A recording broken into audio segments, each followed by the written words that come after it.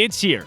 That time of year, football season. Baylor and Albany, less than 24 hours away. It's on tap. This is Locked On Baylor. You are Locked On Baylor, your daily podcast on the Baylor Bears, part of the Locked On Podcast Network, your team every day. Happy Friday, everybody. Welcome to Locked On Baylor. I'm Drake Toll alongside Scotty Swingler, the pigskin preacher, baby, as Baylor football kicks off tomorrow against the Albany Great Danes. Now, if you didn't know this, Scotty is a preacher. So what Scotty does is he preaches all of the time, and he's also a huge football fan. So Scotty has merged his love of both Christ and preaching the word with Baylor football and preaching that word. That's right. The Albany Great Danes are on tap. What say you? Drake, I got to tell you, we're going to start with just acknowledging who Albany is. That's always good, right? When I preach to my students, I say, we're going to talk the Bible, but we're going to talk real life. So let's just talk real life real quick about Albany. Albany went 2-9 last season with losses that include Maine, Rhode Island, Towson, and Villanova, who I forgot had a football team, right? Albany has had 2 players in school history drafted to the NFL and 4 players play in an NFL football game. Baylor, by contrast, if Pro Football Reference is to be believed, has had 266 players drafted to the NFL and 210 play in a regular season NFL game. So while I tried to write a sermon about Albany, I just couldn't do it. They're too small. Jesus says a lot about loving our enemies and loving the weak among us, and we shouldn't be playing them in the first place. Thanks a lot, La Tech, for bailing on us in January. So here's where I want to go today, Drake. If you'll open your copy of God's Word to Isaiah chapter 43. And I will read verses 18 through 21. Isaiah 43, 18 through 21 says, "Forget the former things. Do not dwell on the past. See, I am doing a new thing. Now it springs up. Do you not perceive it? I am making a way in the wilderness and streams in the wasteland. The wild animals honor me, the jackals and the owls, because I provide water in the wilderness and streams in the wasteland, to give drink to my people, my chosen, the people I formed for myself, that they may proclaim my praise." As a preacher, my task is to take the timeless wisdom of Scripture and apply it to our current context and situation. So here's the deal. The prophet Isaiah delivers 3 essential instructions here for Baylor faithful as our beloved Bears prepare to face the Great Danes of Albany. Number 1, forget about the past. Forget about the past. It's over. Last year was last year. So while Baylor is the reigning Big 12 champion, it doesn't mean jack squat. Starting Saturday. You got to win every game starting this week. God says he's in the business of doing new things. And in this case, God says, do not dwell on the past. I believe we as Baylor fans and the Baylor football team should take that approach. Forget last season. This is an entirely new thing. New playmakers on the field, a new schedule, new students in the Baylor line. May we as a Baylor community embrace newness and beginnings and not allow ourselves to become complacent with just the 2021 season. Complacency is a dangerous thing in faith and in football, Drake. You can't get too complacent. Let's see what new things Dave Aranda and these Bears can do. Secondly, this is a 3-point sermon, guys. I'm a Baptist. I love it. Secondly, as God declares this new hope, this new thing happening in the world, the image of water pervades the text. In the Bible, water is often used as an image of God's blessing, deliverance, favor, forgiveness. And we Baptists well know that the best part of church is taking folks down to the water and baptizing them in the name of the Father, Son, and Spirit. Drake, this Saturday is the day that Albany is not just baptized in any water, but baptized in the mighty Brazos River, a waterway that truly does pass through the wastelands, aka College Station, Texas. And because we don't force conversion at Baylor, The Great Danes will not be baptized in the name of Father, Son, and Holy Spirit, but in the names of Dave, Jeff, and Ron, whose schemes will totally befuddle the FCS opponent. God has made the Brazos as a way through the wilderness, and by building our mighty Colosseum along its banks, Baylor has ensured that the blessing of this waterway will be upon the Bears as the Northerners struggle to contend with the mighty heat. And third, in antiquity, Drake, you may not have known this, dogs and references to dogs were almost always negative. Wow. They are not sweet, cute, cuddly house pets in antiquity and thus in the Bible. They were viewed more like rodents, dirty, mangy beast, roaming the streets, scavenging for food. This text refers to dogs as jackals. Wow. Which is another derogatory term that almost invokes a spiritual rebuke of the dog. But Drake, I've got to tell you that as far as prophecies go, this one's pretty good because Isaiah says even the jackals and the owls will come around to honor God. And I don't know about those rice owls, but for any of you listeners who are dog owners, we thank God every day for the animals that keep us company. But on Saturday, we've got to get back to treating the Great Danes like the jackals. And instead of coddling them, petting them, and taking it easy on them, we need to obliterate this football team. We got to run up the score. I want to see 70 hung on the Albany Jackals, Drake.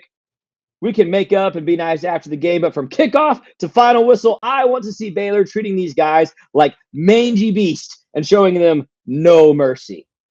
Let's welcome these Jackals to Waco and send them tail between their legs back to the Northeast. And surely they shall call Waco a wasteland, but full of God's people, the Baylor Bears, a chosen and good people, as verse 21 suggests. Sick 'em Bears. Wow. It's beautiful. Every time it's beautiful. Scotty, I've learned two things in the past 24 hours. Okay. The first thing I learned is that the Albany Great Danes have never played a ranked FBS team. Not good for those guys, by the way. Wow. Yeah, never in their history. And they've played a lot of FBS teams. So this is the best team they've ever played in program history. History on Saturday. The other thing I learned, God doesn't like dogs that much. There's that whole like all dogs go to heaven thing. I think I have a good dog, man. I like to believe God likes dogs, but the ancient peoples did not like dogs. They lived on the street. Jeez. So totally different context, man. Scotty, that impeccable as always. Before we get into a complete and in-depth breakdown of the Baylor Bears and what they bring to the table this weekend, which we don't know much because Albany, they have 6 seniors. There's just not a lot out there about them that we can go in depth on, but there is some. Prior to that, though, I got to tell everybody at home about our newest sponsor, NHTSA. And it's a PSA about driving under the influence, whether that is drugs, alcohol, anything. You may think, what's the worst that could happen? You end up driving below the speed limit, or you try to be safer and it's no big deal, but you're probably wrong. The truth is your reaction time slows down when you're on either drugs or alcohol, especially when you're high. So you not only put yourself in danger, but everybody around you. Talk about a buzzkill. Stop kidding yourself. It's not okay to drive high or drunk. If you've been using marijuana in any form, don't get behind the wheel. If you feel different, you drive different. Drive high, get a DUI. We had to throw that reader in there because we have a passer on today. Those were the rules of the company. We can, add it in. That's Got good. it. The Great Danes of Albany are not very good at football. 2-9 last year, as you mentioned, and they are picked to finish 12th in their conference's preseason poll. Scotty, I am 93% positive there are 12 teams in the Albany conference. So they're not they may be one of the worst football teams in the Division I this season, although they do have Jackson and Bush. What a great name for a linebacker. And defensive end Anthony Lang played 11 games last year, 21 tackles, so that's pretty fun. 1.5 sacks. That's it. When those are the two guys, when one guy's got a cool name and some tackles and the other guy had a 1.5 sacks, you're like, well, this is not going to go very good for those guys. No, and this is the part of college football I think we all hope we can weed out at some point, right? Like, let's give a school a check. And this was, Baylor is going to get roasted for this game and for scheduling this game. But what else do you do when an opponent bails on you? I think it was in January that La Tech backed out. We were supposed to play La Tech in McLean September 3rd. So I I've told people for a couple weeks, this is in some cases a best case scenario in that it is almost like a glorified practice. We are going to see almost every player that's going to get any lick of playing time this year get on the field and get significant snaps. It's a great learning experience for your freshmen. Get some of those first game jitters out against an opponent who, frankly, you are not going to lose to. Some people may recall, well, we lost to Liberty. Totally different. Yeah. Totally different. That's not even close to a comp, right? I wish we were playing a better opponent because, if we get to talk about this next week, what a game next week that is going to get real quick. But it is nice. You hope no one gets hurt. You hope that you get good reps for guys that aren't going to get a lot of reps this year. And I'm serious, man. Let's hang 70 and have a great time together and go home. Yeah, that's a lot of predictions that are out there. Baylor was winning by a gajillion, and mine is one of those. I've even looked, like Heartland College Sports was the one that I really circled. I love their content. 63-10 was their final score projection, and I just don't know if Albany's going to score 10 against any. I was going to say the same thing with how strong our defense is this season, and again, as you're saying, nothing against these guys coming out and playing college football. Good for them. Not a good college football Division I FCS team. So I don't remember seeing an opponent quite this poor.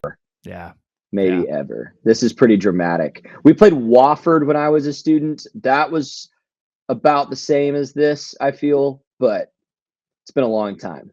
Yeah, that's, again, it's Baylor, probably the worst opponent Baylor's ever played. There's a legitimate case for that coming in on Saturday. And again, for Albany, it's the best opponent they've ever played. So there are a lot of best and worst at work here, and that doesn't bode very well for Great Danes. And in part, I feel bad because it's just not going to be a good game. They're going to get a huge check, but those poor players don't deserve the 94 degrees at 6 p.m. kickoff beat down they're going to get. They don't deserve Siaki Ika eating one of them on the offensive lineman.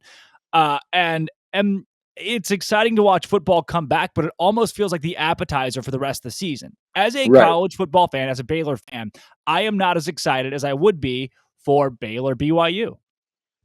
No, and that's totally fair. And again, I think what you get out of this is and you've interviewed several of these guys, but when you talk to these guys, like one of their main things is let me hit someone who's not in the same color, right? Yeah. Like let me hit a guy who I'm not going to war with, like we're going to war against. And so even though like the opponent is hardly worthy to be on the field, and again, no offense to any individual who plays for Albany, but just the juice that comes from smacking some guys that aren't your players, your own teammates, is going to be a good release for some of these guys. You just hope you get out injury free. That's probably the biggest thing coming out of this game. Number one goal is just injury free.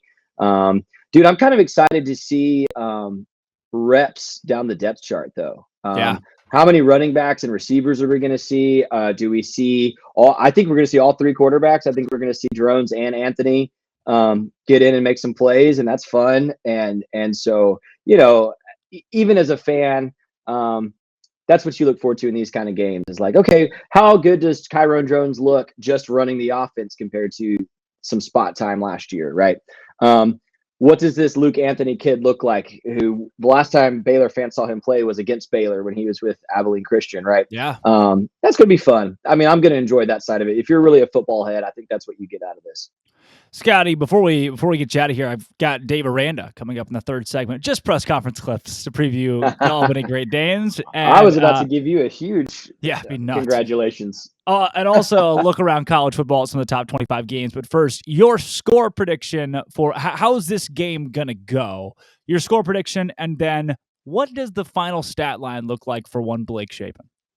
Man, I do think we're going to hang 70. I just don't think that's out of the question. So I'll say 70-3 or 77. I mean, I really think it could be something really dramatic. Blake, I don't expect to play into the second half. I'd be surprised. That would shock me because, again, a priority for him this season is keeping him on his feet. And so I think he plays a half. I think maybe he goes 13 for 19 for 215 and a couple scores, along with some big running plays from the guys with him in the backfield early. And I think we're going to be everything's going to be humming. And then next week, as we both know, it will get really interesting really quickly. But man, I'm just looking forward to being in the stadium, man. I don't know what your experience has been as a student, but for us, as alum, just being back in McLean, seeing people that, Baylor's kind of a cool community, and that we've got some relationships through Twitter and elsewhere where we see one another is game day, tailgate, and in the stadium. So I'm excited for all of that, man. It's going to be a great day. At the least, it'll be a fun afternoon gathering with one another and all Bear fans underneath God's great glory toilet that is McLean Stadium and enjoying Baylor football in the Brazos.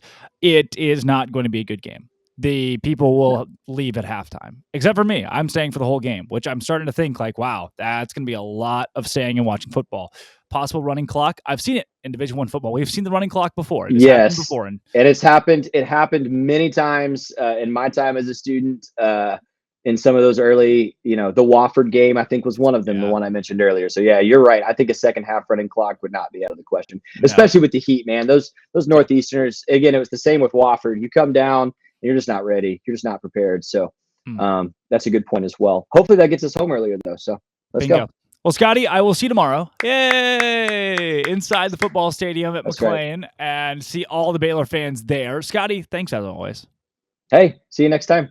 See you, Scotty, next week, actually, with BYU. That was, again, the Pigskin Preacher, Scotty Swingler. And before we get out of here, let's take a look at some of the games around the top 25 this weekend and hear a couple of minutes of Dave Aranda, what he had to say about the Albany Great Danes this weekend. We saw some games last night. How about that West Virginia Pitt game? Did you guys enjoy that one? Oh, yeah.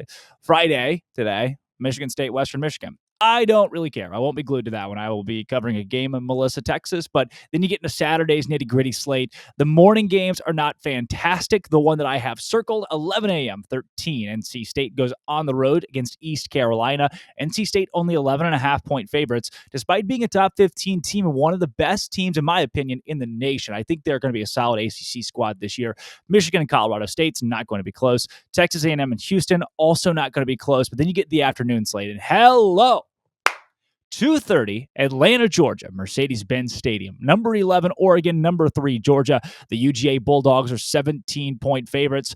53 is where the over-under is set in this one, and I think the Dogs roll, but not roll by that much. I've got Oregon plus 17 in that one. I think the Ducks keep it a little bit closer than folks expect. Then you roll into your UTEP and Oklahoma. Minus 30 is the line for OU. And UTEP's just not very good at. They're really not very good at football. I watched them play last weekend. Didn't like a lot of what they had. Oklahoma's got a few things to get out of the way. The jitters and whatnot of having a new head coach. It's just not really going to matter in this one. UTEP's going to get run out of the stadium. I think OU, maybe they struggle early on, especially. I've seen teams first-year head coach do that before. But in the end, they win by a lot. A couple to highlight my favorite game on the slate. Maybe because I grew up in Arkansas. Arkansas, minus 6.5-point favorites in a game in Fayetteville against number 23 Cincinnati. 19 Arkansas versus 23 Cincinnati. Razorback Stadium. 6.5-point favorites. You go ahead and take it. Put everything that you want to put on Arkansas minus 6.5. I think they win this game by at least 10 against Cincy in Fayetteville. Cincinnati is nowhere near what they were last season against an SEC caliber team. This is just two different caliber athletes from these two squads. So I think Arkansas is going to roll in this one. One of the more exciting games still, though, on your calendar on ESPN. Houston, UTSA. Houston only 4-point favorites as they go to UTSA. I think that's a fun game to keep an eye on tomorrow as well. BYU in South Florida. How about Gbo, Gary Bohannon, the starting quarterback for the South Florida Bulls? BYU, they are 12-point favorites on the road.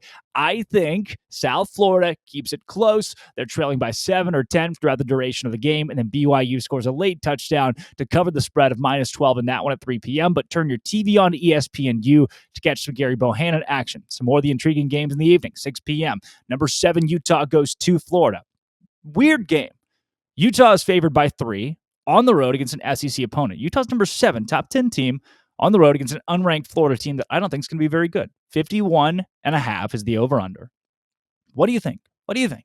Florida, Utah. It's going to be good. I really do think it's going to be good, but I still think Utah runs away. I think not runs away. They win by 14, but they kind of handle this game. I believe Utah's a better team this season. I do. Enough so to go into Ben Hill Griffith Stadium and win that game by 14 points. don't have a lot of confidence in Florida. Baylor and Albany, we've already talked about it. That game's 70-3, 70-7. I'm with Scotty on that point. And then the rest of the evening is capped by 6:30 p.m. Number 5, Notre Dame, and number 2, Ohio State in the Big Horseshoe, Columbus, Ohio. Ohio State 17-point favorites. They are their offense is the best offense in America. How do they do against Notre Dame? I would probably take Notre Dame plus 10 first half. Ohio State minus 17, though, feels about right. Feels like Vegas knows something there. I don't know that Notre Dame hangs on the entire way. They'll be juiced. They'll be amped.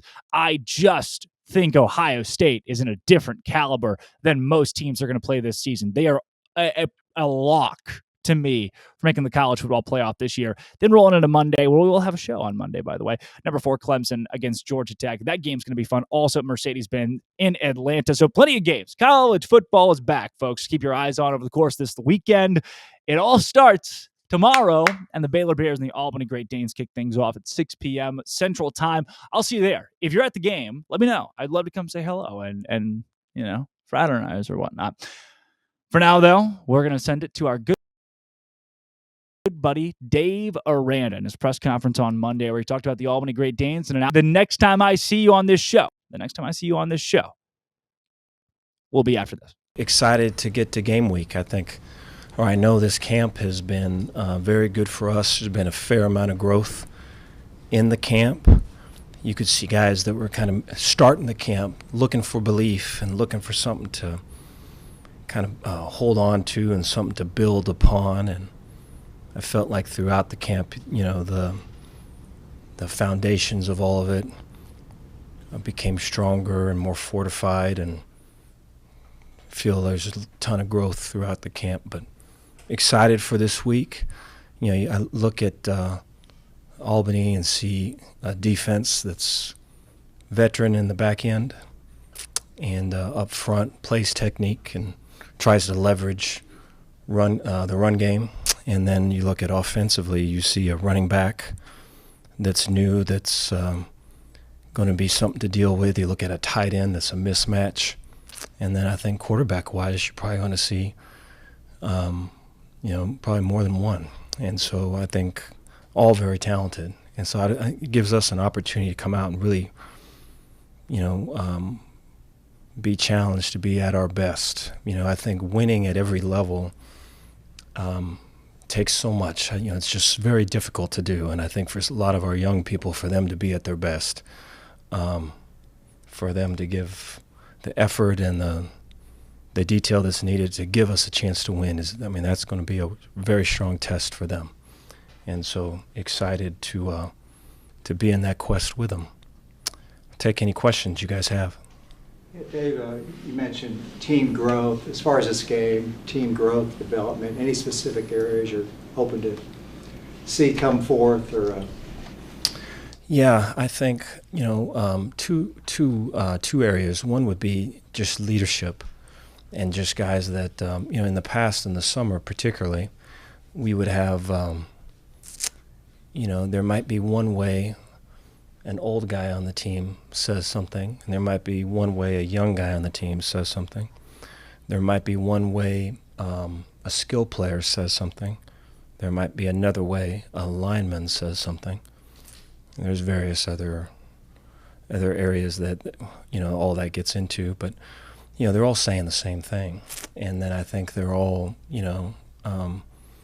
at times kind of talking to their own particular little crowd. And so I think to maybe broaden that group and to maybe be connected to others outside of maybe your unit and or locker room neighbors, I think it kind of it builds team. And I think that was really addressed throughout the end of summer and into fall camp, and I feel like we're in a good spot. But there hasn't been a bunch of stormy weather, thunder and lightning and all of it, and that's when you really kind of get to see kind of how this house was built. And so we'll see with the leadership part. I'm hoping that all the work that was done previous is for our best now. And then, for our young people, it's, how they respond. And so I think so much of it is, I think when you first start out, I can remember me too, when I first started out coaching, you want to prove yourself. You want to show that you belong and all this, and it's just such a natural thing. But, when you're older, you look at that and you just go, man, there's going to be failure. There's going to be something, it's not going to go 100% right. So how do you respond in the moment, right? How do you rise from this particular fall? And so those are the things you're looking for. And I think, I hope that, this week, staff-wise, and this week, young person-wise, that we can really attach to that, how we rise, because I think that's going to say a lot about kind of who we become. Coach, you talked about the running game from Albany. Obviously, they bring in Todd Sibley from transfer from Pitt. I mean, is that kind of the game plan heading into this week, is attacking that run game and kind of shutting that down? Yeah, in a lot of different areas, their run game percentage, you look at last year, it was 75% or higher. And so the run the ball is a huge part of what they do. And, it sets the table for play action pass and other things. And so, the use of tight ends, 3-man surfaces, wings, 4-man surfaces, I think those are all things that we've been accustomed to, you could say, throughout, spring and fall camp. And so there's some knowledge of all that. But I think, being the first game of the season, there'll be some guys that'll be playing that, or I just, be asserting themselves in a role they haven't asserted themselves before. I think all of those things are things.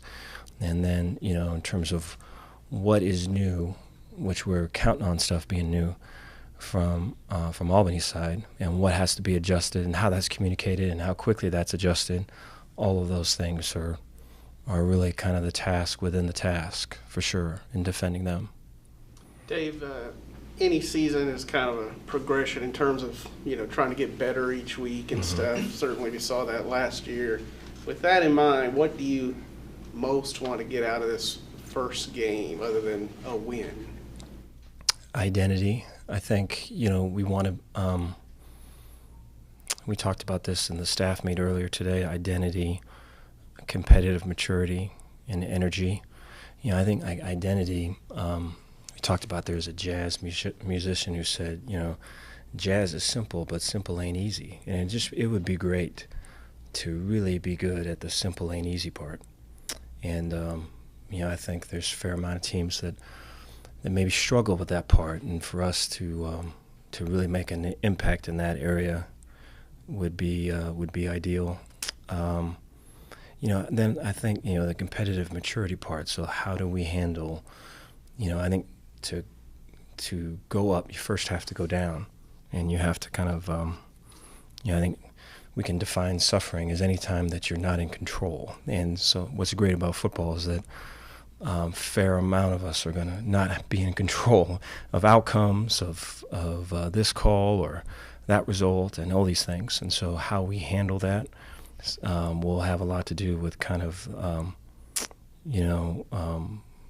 where our competitive maturity is. A lot to be desired from a year ago, first game.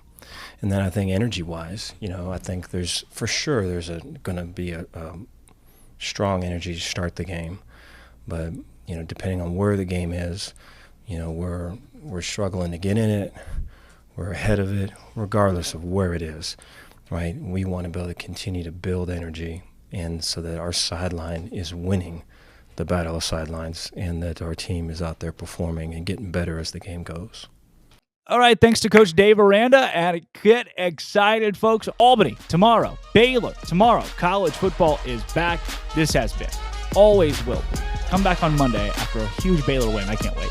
Locked. You feel the chills of football season on. It's right here. Baylor.